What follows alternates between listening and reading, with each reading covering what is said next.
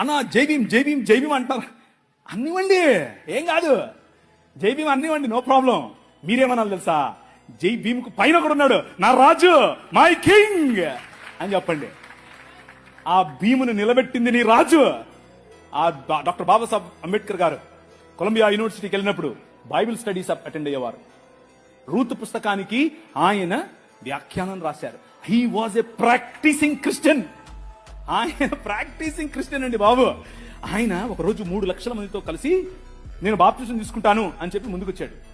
ముందుకొచ్చి ఫోన్ మన మెథడిస్ట్ సంఘంలో ఉన్నటువంటి బిషప్ గారికి చెప్తే, బిషప్ గారు దానికి కావలసినటువంటి పనులన్నీ వసతులన్నీ ఏర్పాటు చేసుకునే క్రమంలో నెహ్రూ గారు ఫోన్ చేశారు. నెహ్రూ గారు ఫోన్ చేసి, ఏంటండి మీరు ఇలా చేస్తున్నారంట, ఇలా చేస్తే మీకు ఈ పొలిటికల్ అపోజిషన్ ఎక్కువైపోద్దని చెప్పాడు.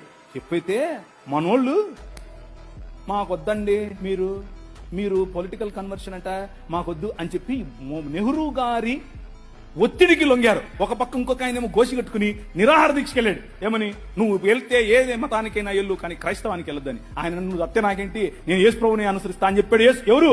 డాక్టర్ బాబాసాహెబ్ భీమ్రావ్ అంబేద్కర్. ఇది నేను కొత్తగా చెప్పేది కాదు, ఇది హిస్టరీ. This is history. ఆ జై భీమ్ వాళ్ళకి తెలియదు. చెప్పండి, వెళ్ళి ధైర్యంగా చెప్పండి.